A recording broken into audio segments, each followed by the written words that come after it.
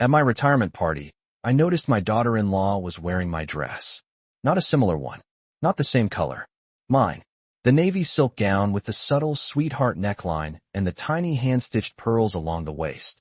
The one my husband had given me on our 30th wedding anniversary. The one he said made me look elegant enough to stop traffic. The one I had carefully zipped into a garment bag and hung in the back of my closet just 2 nights ago. And there she was, standing near the champagne fountain at the Oak Ridge Country Club, laughing too brightly, one hand resting lightly on my husband's arm. I just smiled and walked inside. I'm glad you're here. Stay with me until the end of my story, and tell me in the comments where you're watching from. I've learned that sometimes the smallest details reveal the biggest truths. The ballroom looked exactly as I had imagined it would. Soft golden lights reflected off crystal chandeliers. Round tables dressed in ivory linens filled the room. A banner near the stage read, "Congratulations, Margaret, 42 years of dedication." 42 years. 42 years of waking up before sunrise, packing lunches, grading papers, attending school board meetings, and mentoring young teachers who now had children of their own. I had given most of my adult life to Lincoln Elementary. I had earned this evening. I had chosen that navy gown because it made me feel like myself. Not just someone's wife. Not just someone's mother. Me. Only it wasn't on me. Instead, my daughter-in-law Claire wore it like it had always belonged to her. The silk draped perfectly along her slim frame. She had paired it with silver heels I had never seen before. Her blonde hair fell in loose waves over her shoulders, styled carefully, deliberately. She looked beautiful, and she knew it. "Mom," she called out brightly when she saw me approaching. "Oh good, you made it inside. Isn't this place stunning?" My husband, Daniel, turned toward me. His smile faltered, just slightly, before settling into something practiced and neutral. "You look nice," he said. Nice. I wore a beige cocktail dress I'd pulled from the back of my closet 20 minutes before we left the house. The navy gown had been missing from its hanger, but Claire had been running late, so I hadn't had time to ask questions. "I thought you weren't wearing it," she had said breezily when I saw her in the hallway before we left. "It fits me better anyway." Fits me better. I remember standing there in the entryway of my own home, my purse hanging from my arm, my keys still in my hand. Daniel had avoided my eyes. Claire had adjusted the straps and checked her reflection in the mirror. I could have said something. I didn't. Because retirement parties are supposed to be joyful. Because scenes make people uncomfortable. Because after 42 years of smoothing over awkward moments for other people, the habit becomes second nature. So I smiled. Inside the ballroom, colleagues surrounded me with hugs and warm congratulations. "You deserve this, Margaret. We're going to miss you. I don't know what we'll do without you." Their words wrapped around me like a blanket. Genuine. Steady. Familiar. But every few minutes, my gaze drifted across the room. To Claire. To Daniel. To the way he leaned in when she spoke. To the way her hand lingered just a second too long on his forearm. To the way they shared a private smile when someone complimented the dress. "Oh, this old thing," she laughed at one point. "Daniel has such good taste." My stomach tightened. He had bought it for me on a weekend trip to Charleston. We had walked along the waterfront that evening, the air warm and heavy with salt. He had surprised me with a small boutique bag, grinning like a man half his age. "You deserve something special," he had said. I had believed him. The master of ceremonies tapped the microphone, calling everyone to attention. I moved toward the stage, the applause rising around me like a wave. As I climbed the steps, I caught a glimpse of Claire in the crowd. She stood tall, poised, radiant. In my dress. Daniel's eyes never left her. The principal gave a long, heartfelt speech about my dedication, my patience, my unwavering presence in the lives of children who needed stability. People laughed at stories about my strict spelling tests and my famous Thanksgiving classroom plays. I laughed too, but something inside me had gone very still. It wasn't jealousy. Not exactly. It was recognition. Recognition of small things that suddenly made sense. The late-night work calls. The whispered conversations that stopped when I entered the room. The way Claire began dropping by the house even when my son, Andrew, was out of town for work. The way Daniel had grown distant over the past year. Not cold, just elsewhere. When I finished my speech, the applause felt thunderous. I thanked my colleagues. I thanked my family. I even thanked Claire for helping Daniel plan tonight. I said warmly into the microphone. "I couldn't have done it without you." Her smile tightened at the edges. Dinner was served shortly after. I sat between two retired teachers who reminisced about field trips and snow days. Daniel had somehow ended up at Claire's table across the room. I noticed because I always notice seating arrangements. It comes from decades of organizing classroom charts. Halfway through the meal, I excused myself and walked toward the hallway near the restrooms. The music softened behind me. As I turned the corner, I heard laughter. Low, intimate. Claire's voice first. You didn't have to let me wear it, she said softly. Daniel's reply came a second later. She doesn't mind. She never does. Silence followed. Then a sound, fabric shifting. A breath too close. I stepped back before they could see me. I didn't cry. I didn't confront them. I walked calmly into the ladies' room, locked myself in a stall, and stared at the tiled floor. She never does. He was right. For years, I had not minded. I hadn't minded when Daniel worked late every Friday. I hadn't minded when Claire borrowed jewelry and returned it weeks later. I hadn't minded when Andrew forgot anniversaries or holidays because life was busy. I had made myself small to keep the peace. But standing there, in a restroom at my own retirement party, listening to my husband reassure another woman, my daughter-in-law, that I would not object to her wearing the dress he once called special, something shifted. Not loudly, not dramatically, just a quiet click, like a lock turning. When I returned to the ballroom, I carried myself differently. Not visibly, perhaps, but inside, the pieces were rearranging. Claire reappeared minutes later, smoothing her hair. Daniel followed.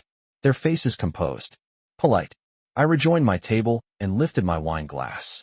To new chapters, I said gently when someone proposed a toast. To new chapters, they echoed. And I meant it. Because retirement is not just the end of a career. Sometimes, it is the beginning of clarity. That night, when we returned home, I waited until Daniel had gone upstairs before I walked into my closet. The empty hanger still swayed slightly. I reached out and steadied it. Then I turned toward his office down the hall. I had never opened his desk drawers. Not in 38 years of marriage.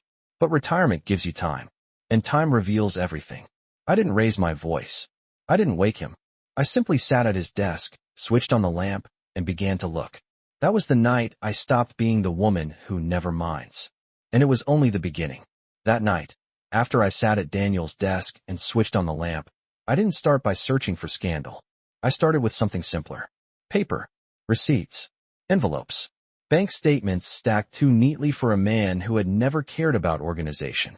Daniel had always teased me about labeling folders and color-coding files. Yet there, inside the bottom drawer, everything was arranged with deliberate care. Too deliberate. I'm not the kind of woman who jumps to conclusions. After 42 years of teaching children how to slow down and read carefully, you learn patience. You learn that the truth reveals itself line by line. So I read. Hotel confirmations. Dinner reservations. A boutique receipt from Charleston dated 2 months ago. Charleston. We hadn't been back there together since our anniversary trip, the one where he bought me the navy dress. I felt that same stillness settle inside my chest. Not panic. Not rage. Just alignment. Pieces sliding into place. The receipt wasn't addressed to him alone. 2 guests. 1 king bed. I closed my eyes for a moment, but I didn't allow myself to crumble. Not yet. Instead, I reached for his laptop. Daniel had never changed his password. He once told me, if you ever want to look, you can. I've got nothing to hide. That sentence echoed in my mind as the screen lit up. He hadn't changed the password. He had simply assumed I would never look. The email inbox opened slowly, and I noticed something first before I read a single message. Claire's name. Not once. Not twice. Frequently. Forwarded articles. Shared calendar invites. Private threads with subject lines that meant nothing to an outsider, but everything to someone paying attention. Dinner. Logistics. Planning surprise. Can't wait.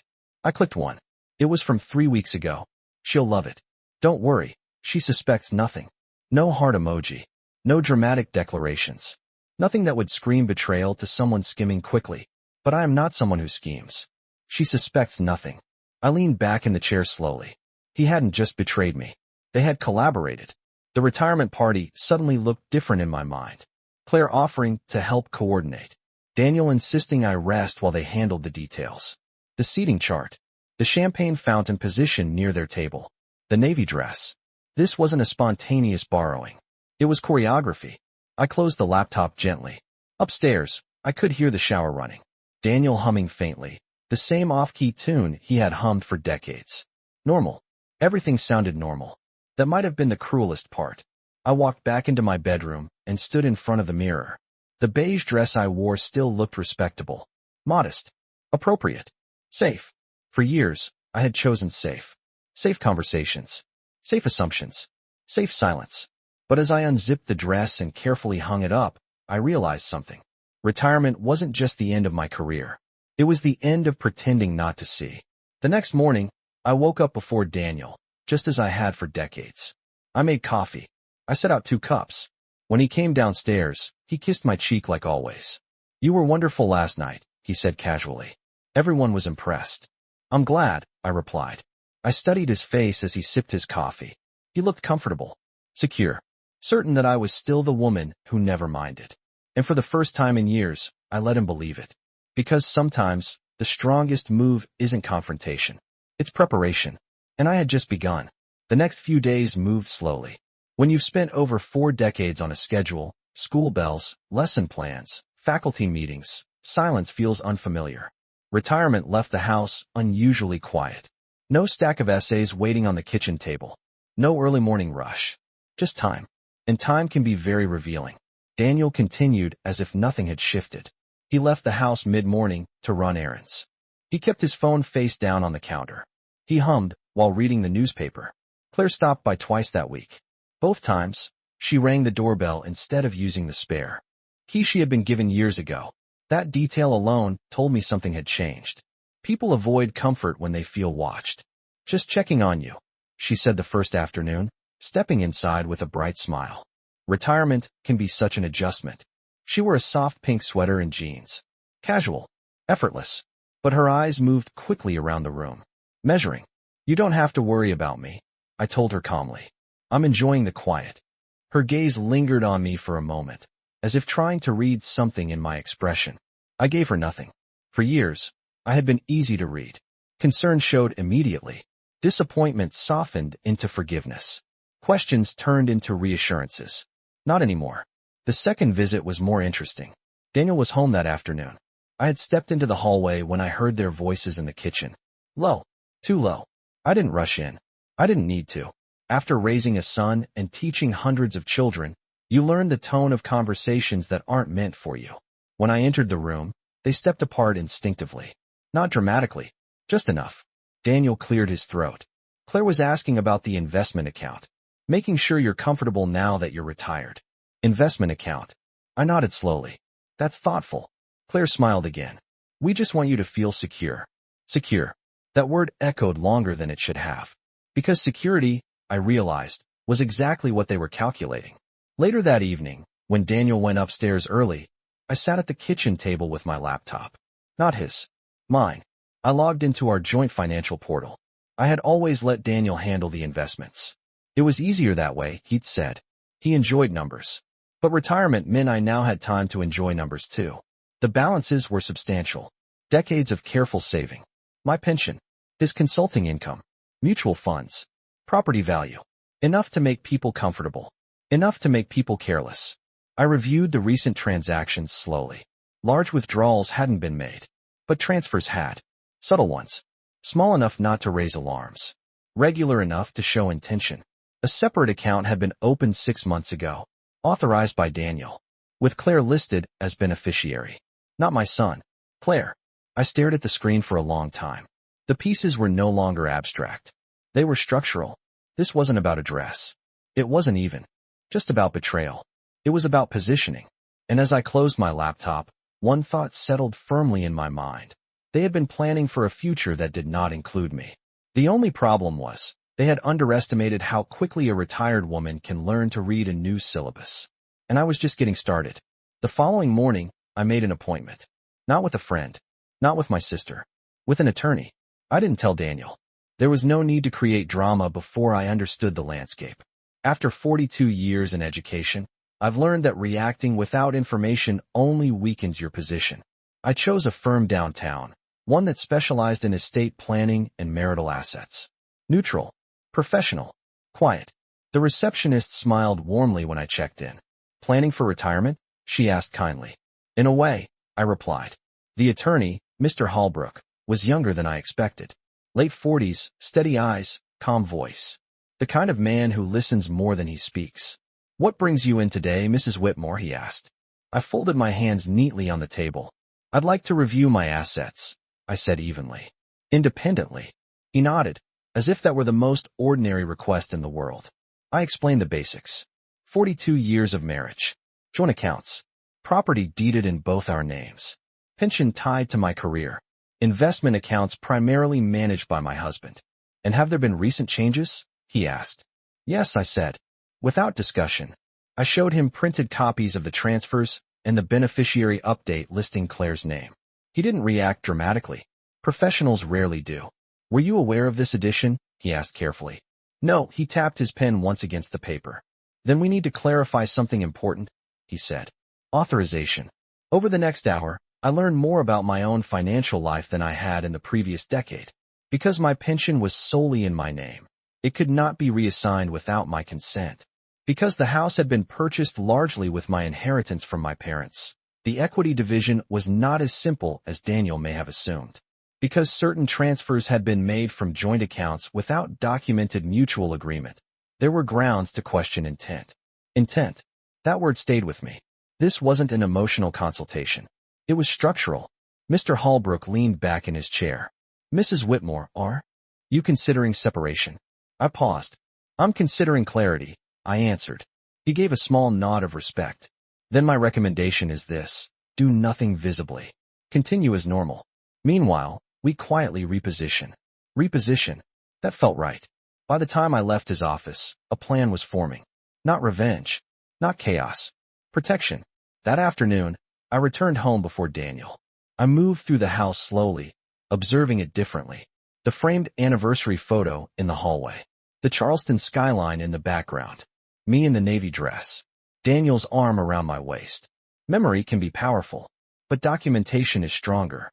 When Daniel came home that evening, he found me in the kitchen chopping vegetables for dinner. Good day, he asked casually. Very productive, I replied. He kissed my temple and poured himself a glass of water. He had no idea that by the end of the week, beneficiary designations would be adjusted. That account access would require dual authorization. That my will, untouched for years, would be updated. He believed I was still the woman who never minded. And that belief was giving me exactly what I needed. Time. Sometimes the most powerful shift in a marriage doesn't come with shouting. It comes quietly, with signatures. And I was learning to sign my name with a steadier hand than ever before. By the end of that week, nothing on the surface had changed. Daniel still left the house mid-morning. Claire still texted occasionally, short, polite messages that felt rehearsed. Hope you're adjusting well. Let me know if you need anything. I always replied. I'm doing just fine. Because I was. Not emotionally. Clarity can be uncomfortable, but strategically. Mr. Holbrook worked quickly. The beneficiary change on my pension was processed within days. My will was revised to reflect what I actually intended, not what habit had left in place years ago. Access permissions on joint accounts were updated quietly. Dual authorization now required. No dramatic emails were sent. No notifications flagged. Just a subtle tightening of doors that had once been left open. Saturday evening, Daniel suggested dinner out. We should celebrate your first week of freedom, he said lightly. Freedom. I agreed. We went to the same Italian restaurant we'd visited for anniversaries and birthdays. Soft lighting. Familiar waitstaff. A place filled with shared history. Halfway through the meal, his phone lit up beside his plate. He turned it face down immediately. I noticed. I always notice. You're popular tonight, I said gently. He gave a small laugh. Just Andrew asking about something. Andrew. Our son had been traveling for work that week. Different time zone. Different schedule. The lie wasn't dramatic. It was casual. That was what made it dangerous. I reached for my water glass and took a slow sip. Claire stopped by again yesterday, I said. His fork paused midair, barely. Oh, he replied, aiming for neutral. She seemed concerned about our finances. That landed. Not heavily. Just enough. Daniel cleared his throat. She's just being helpful. Of course, I said calmly. We finished dinner without raised voices, without tension obvious to anyone watching from across the room. But something had shifted. He sensed movement. Not proof. Just movement. The next afternoon, Claire arrived unannounced. She wore oversized sunglasses and carried a small bakery box. "I brought lemon bars," she said brightly. "Thought you might like something sweet." I invited her in. We sat at the kitchen table, the same one where I had reviewed account statements days earlier. "I've been thinking," she began carefully. "Retirement can be overwhelming. Sometimes it's smart to simplify things. Consolidate assets. Reduce stress. Consolidate assets." There it was. The language of positioning. I folded my hands gently on the table. "That's interesting," I said. "I actually met with someone about that this week." Her smile flickered. "An advisor?" she asked. "Yes," I replied evenly. "A very thorough one." Silence stretched between us. Not long, but long enough. She shifted in her chair. "Well, that's good. We just want to make sure everything is secure." Secure. The same word she had used before. I stood and began slicing the lemon bars. "Claire," I said softly, "security comes from knowing exactly what belongs to you." She looked up at me, searching my face. For the first time, I didn't offer reassurance. I offered stillness. Because she had assumed I would always be unaware. And Daniel had assumed I would always be compliant. They had mistaken quiet for ignorance. They had mistaken kindness for weakness. They had mistaken retirement for vulnerability. But what they were beginning to understand, slowly, carefully, was this. I wasn't stepping back from life. I was stepping into it. With a clearer view. And steadier hands. After Claire left that afternoon, I didn't clean the kitchen right away. I sat there. The lemon bars untouched between us, her perfume. Still faint in the air, the word secure echoing again in my mind. People repeat certain words when they're trying to steer something. Secure. Consolidate. Simplify. It sounded responsible. It sounded caring. But underneath it, there was urgency. That evening, Daniel was quieter than usual. He watched the news, but didn't comment on it. He checked his phone more often. When I passed behind him on my way to the laundry room, he angled the screen away without thinking. Small movements. Instinctive. That told me more than any confession would have. The following morning, I received a notification email from the bank. A request had been initiated to adjust withdrawal limits on one of our joint accounts. Initiated by Daniel. Requiring secondary approval. Mine. I read the email twice. He must have tried the night before and discovered that access had changed. He didn't mention it at breakfast. Neither did I. He buttered his toast carefully, as if nothing in the structure of our financial life had shifted. "I might meet Claire later," he said casually. She had questions about Andrew's tax situation. Andrew's tax situation had never involved Claire directly before. "I'm sure you'll sort it out," I replied evenly. He studied me for a second longer than usual. He was measuring now. Not me. The situation. Later that day, I drove downtown again. Not to the attorney this time. To the county records office. There are certain documents people forget about. Property titles. Business filings. Insurance beneficiaries. I requested copies of everything tied to our names. The clerk handed me a small stack of papers and wished me a pleasant afternoon. Simple. Transparent. Legal. On the drive home, I felt something unexpected. Relief. Not because betrayal hurts less when documented, but because clarity removes confusion. And confusion is exhausting. That evening, Daniel brought up the account change himself. "I tried to move some funds yesterday," he said lightly. "It looks like the bank updated security protocols." "They did," I replied, setting down my fork. He blinked. "You called them?" "I reviewed our structure," I said calmly. "Retirement requires oversight." The word oversight hung in the air. He forced a smile. "Of course. That makes sense." Neither of us raised our voices. Neither of us accused. But something undeniable had shifted between us. For the first time in years, he wasn't entirely sure of his footing. And that uncertainty? It belonged to him, not me. Upstairs later, as I folded laundry in our bedroom, I glanced at the framed photo on Daniel's nightstand. The Charleston trip. The Navy dress. The woman in that photo had believed love meant trust without question. The woman standing there now understood something different. Trust is earned daily. And once it's redirected elsewhere, it leaves evidence. Daniel had assumed I would never look. He was wrong. And now he was beginning to realize that the woman who never minded had quietly rewritten the rules. Not with anger. Not with chaos. But with signatures. And documentation. and the steady patience of someone who has finally decided to see clearly. The shift didn't happen all at once. It happened in pauses, in glances that lasted half a second too long, in conversations that ended just before I entered the room. 3 days after the bank notification, Andrew came over for dinner. My son looked tired. Travel does that to him. He hugged me tightly, the way he always has, and for a moment I felt the familiar warmth of being someone's mother before anything else. Claire arrived 10 minutes later. She wore soft blue this time. Conservative. Harmless. Daniel poured wine for everyone, moving carefully, as if we were standing on glass. Dinner was pleasant. Too pleasant. Andrew talked about a new project at work. Claire nodded at the right moments. Daniel asked thoughtful questions, and I watched. Not suspiciously, not aggressively, just observant. Halfway through the meal, Andrew said something that changed everything. Dad mentioned maybe consolidating some investments, he said casually. Claire thought it might be smart to simplify things for you, Mom. There it was again. Simplify. I set down my fork gently. That's thoughtful, I replied. But everything's already been reviewed. Andrew blinked. Reviewed? Yes, I said evenly. I met with an attorney. Updated documentation. Adjusted access. It's all structured appropriately now.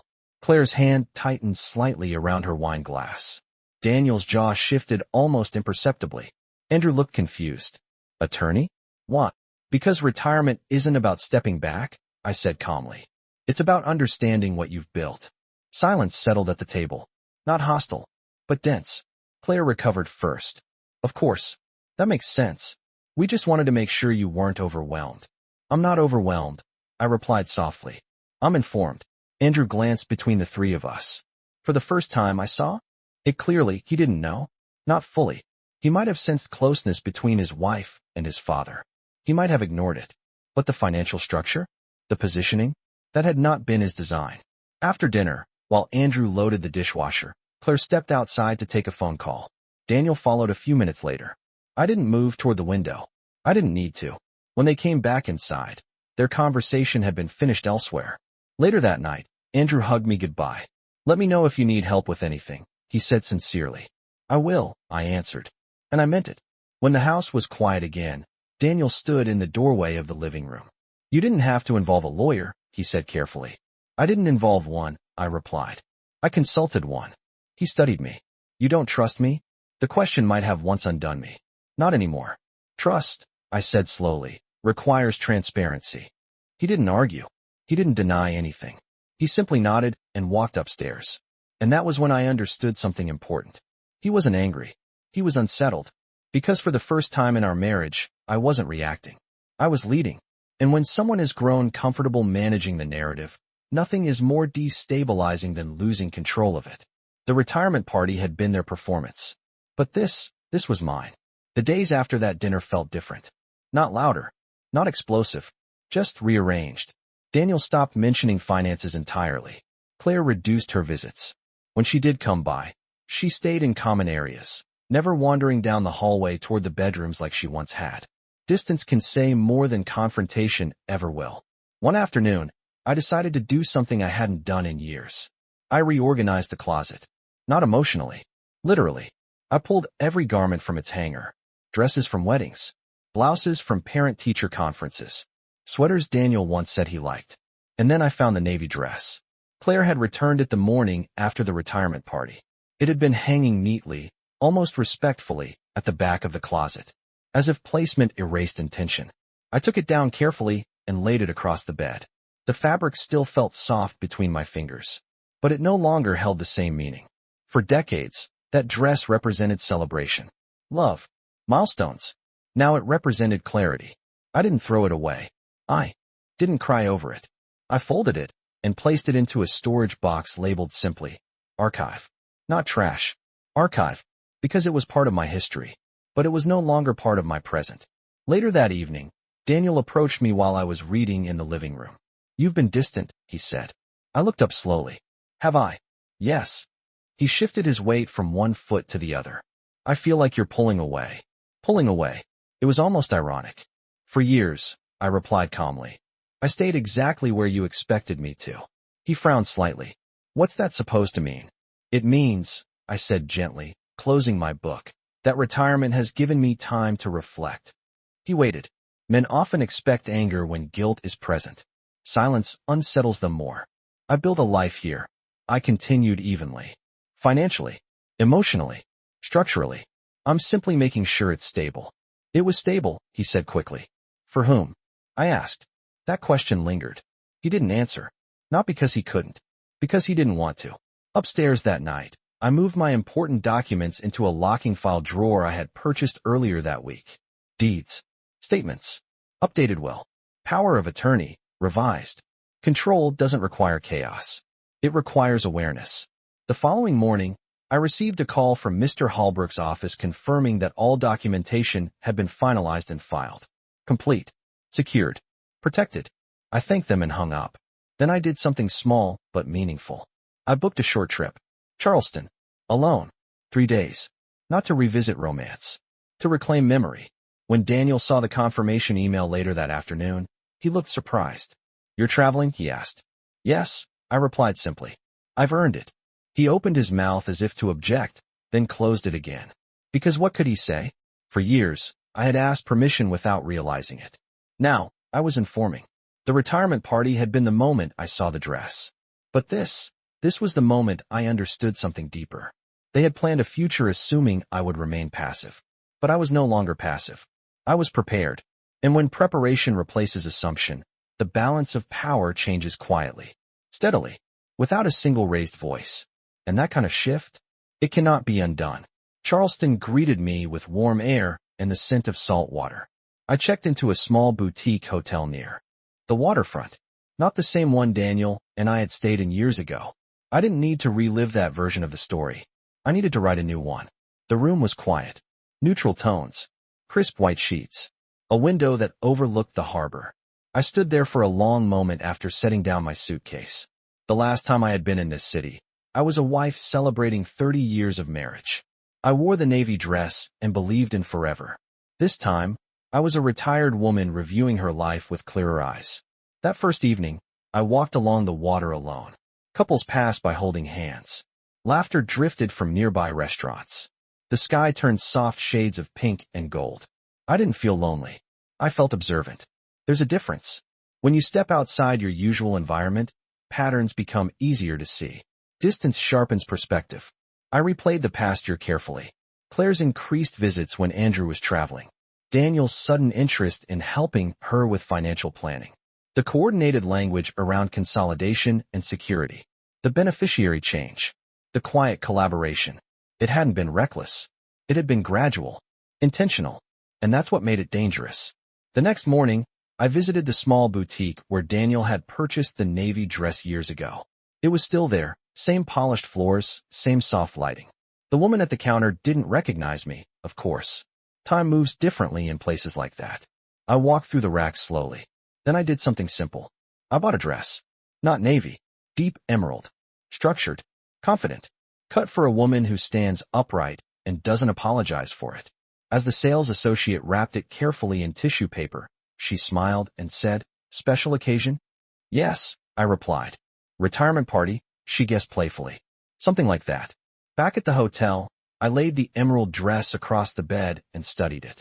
This one wasn't a gift. No anniversary attached. No memory of someone else choosing it for me. I chose it. That mattered. Later that afternoon, my phone buzzed. "Daniel, how's Charleston?" he asked, trying to sound casual. "Beautiful," I said. "Peaceful." A pause. "You didn't tell me you were going back there." I didn't think I needed to. Another pause. He exhaled softly. "Margaret, are we okay?" That question used to carry weight. Now it felt procedural. "We are exactly where we've positioned ourselves," I answered calmly. Silence followed. He didn't push. He didn't apologize. He didn't deny. Because somewhere between the retirement party and this phone call, he had realized something important. I wasn't confused. I wasn't emotional. I wasn't reacting. I was adjusting. And adjustment is far more permanent than argument. That evening, I sat by the harbor as the sun dipped below the horizon. I thought about Andrew. About whether he truly understood the structure being built around him. About whether he was complicit or simply unaware. I would need to speak to him soon. Not with accusations. With information. Because clarity spreads. And once clarity enters a room, it changes the temperature. I slipped the Charleston receipt into my purse and stood up. This city had once represented celebration. Now it represented recalibration. And when I returned home, I wouldn't be returning as the woman who never minded. I would be returning as the woman who chose her own dress and her own direction. When I returned home from Charleston, the house felt the same. Same hardwood floors. Same framed photographs lining the hallway. Same quiet hum of the refrigerator in the kitchen. But I was not the same woman who had left. Daniel met me at the door. "How was it?" he asked, searching my face. "Productive," I replied, setting my suitcase down gently. He hesitated, then stepped aside to let me in. There was something cautious in his movements now. Measured. Like someone walking across ice that may or may not hold. That evening, I unpacked slowly. I hung the emerald dress in the front of my closet, where the navy one had once lived. Daniel watched from the doorway. "That's new," he said. "Yes," I answered. "I chose it." He nodded, but didn't comment further. The following Sunday, I invited Andrew and Claire over for dinner. Not because it was routine, because it was necessary. I prepared a simple meal. Roast chicken, green beans, mashed potatoes. Nothing elaborate. The kind of dinner that feels steady. When they arrived, I greeted them warmly. Claire looked slightly tense. Andrew seemed unaware of any deeper current. We sat at the table. Daniel took his usual seat across from me. Halfway through dinner, I folded my napkin neatly beside my plate. "I'd like to clarify something," I said calmly. 3 pairs of eyes lifted toward me. "I recently reviewed our estate documents and financial structure." Daniel's jaw tightened. Andrew blinked. "Estate documents?" "Yes," I continued evenly. "Retirement requires thoughtful planning." Claire remained very still. "I noticed a few changes had been made over the past 6 months," I said. "Beneficiaries adjusted. Accounts repositioned." Andrew looked confused. "Dad," Daniel cleared his throat. "It was just organizational. I've corrected them," I interrupted gently. "Everything now reflects exactly what it should." Silence filled the room. Not explosive, just heavy. Andrew turned to Claire briefly, then back to us. "I didn't know anything about this." "I believe you," I said softly. That was the truth. Claire finally spoke. "We were only trying to help. You seemed overwhelmed." "I was not overwhelmed," I replied. "I was uninformed. There's a difference." Her lips parted slightly, then closed. Daniel leaned forward. "Margaret, this doesn't have to become a confrontation." "It isn't one," I answered. I reached into the folder beside my chair and placed a single document on the table. Updated trust structure. Clearly dated. Signed. "I've secured my pension, my inheritance contribution to this house, and revised all designations," I said calmly. "There will be no further adjustments without my written consent." Andrew stared at the paper. Claire's composure slipped for half a second. Daniel said nothing. I looked directly at him. "I spent 42 years building stability," I continued. "No one gets to reposition it quietly." The room felt smaller. Not because I raised my voice. Because I didn't. After a long pause, Andrew spoke quietly. "Mom, is there something else going on?" I held his gaze. "There are conversations your father and I need to have," I said evenly. "Privately." Claire shifted in her seat. Dinner ended shortly after. Andrew hugged me before leaving. A tighter hug than usual. Claire avoided my eyes. Daniel remained at the table long after the door closed. "You've changed," he said finally. "No," I replied softly. "I've clarified." He exhaled slowly. For years, he had moved pieces across the board assuming I wouldn't notice. Now he understood something fundamental. I wasn't reacting to betrayal. I was responding to structure. And structure is far harder to manipulate once it's reinforced. The retirement party had been their stage. This dinner? This was my line drawn. Quiet. Permanent. And impossible to ignore. After Andrew and Claire left that night, the house felt unusually quiet. Not tense. Not shattered. Just exposed. Daniel remained seated at the dining table, staring at the document I had placed there. The updated trust. The revised beneficiary structure. The signatures. Mine. "You embarrassed us," he said finally. I folded my napkin carefully and stood to clear the plates. "No," I replied calmly. "I informed you." He pushed his chair back and followed me into the kitchen. "You didn't have to do it like that." "Like what?" I asked, rinsing a plate under warm water. Calmly. His silence stretched behind me. For decades, we had navigated conflict the same way. He would make a decision. I would adjust. If I questioned it, I would soften the edges before the conversation even began. But something had shifted. Not in anger. In expectation. I was protecting the family, he said. I turned off the faucet and faced him. From what? He didn't answer. Because the truth would have required naming it. Control. Positioning. Access. Claire and I were only trying to make sure things were streamlined, he added. Streamlined for whom? I asked again. He ran a hand through his hair. You're making this into something it isn't. No, I said evenly.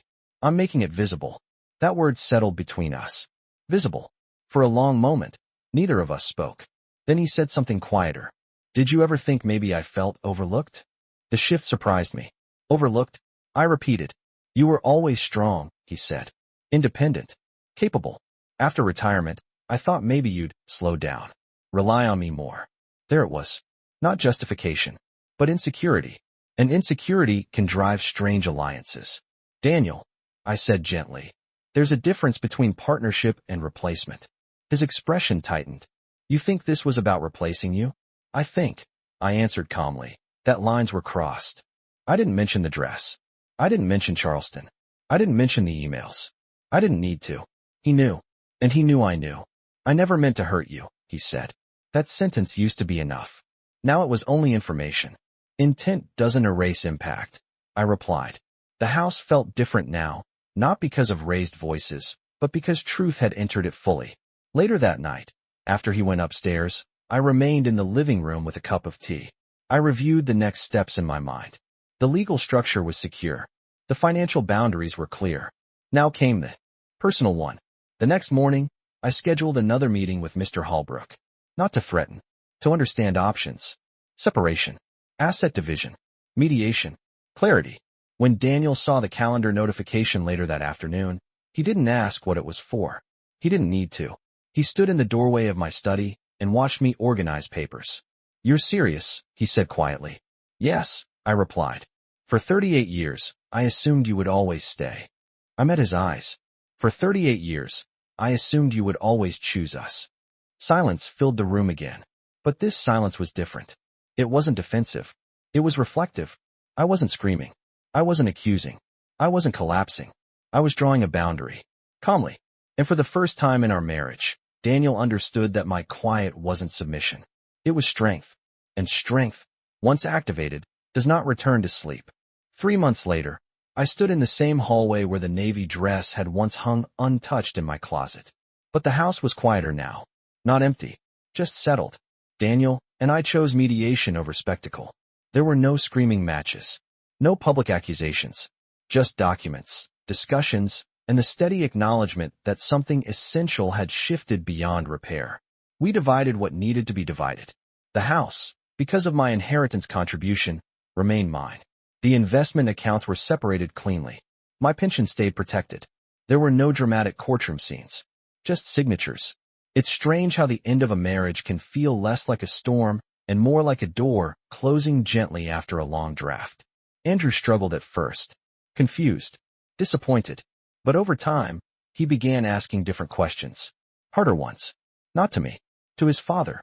Claire stopped coming by entirely. I never asked Andrew for details. He shared only what he chose to share. But I noticed something subtle over the months. Distance. Between them. Because once clarity enters a room, it rarely leaves alone. On a cool spring evening, I hosted a small dinner at my house. Just a few retired colleagues. Laughter. Candles. Soft music in the background. I wore the emerald dress. It fit perfectly. Not because someone else chose it for me. Because I chose it for myself. At one point, one of my friends raised her glass. To Margaret, she said warmly. To new beginnings. New beginnings. That phrase used to frighten me. Now it felt accurate. After everyone left, I stood alone in the kitchen for a moment. The same place where so many quiet realizations had unfolded. I thought back to the retirement party. The chandelier lights. The applause. Claire standing there in my navy dress. I had smiled that night. Not because I was unaware, but because something inside me had already begun to wake up. The dress had never been the true betrayal. It was the assumption. The assumption that I would remain small. The assumption that I wouldn't notice. The assumption that retirement meant vulnerability. They mistook quiet for weakness. They mistook kindness for compliance. They mistook habit for permanence. They were wrong. I walked upstairs and opened my closet. The storage box labeled archive still sat neatly on the top shelf. I left it there, because the navy dress is part of my story, but it no longer defines it. I turned off the bedroom light and paused at the doorway. Retirement did not end my life. It revealed it. I didn't scream. I didn't collapse. I didn't fight in public. I simply chose clarity. And sometimes, the most powerful thing a woman can do is this: see everything, say little, and restructure her life anyway.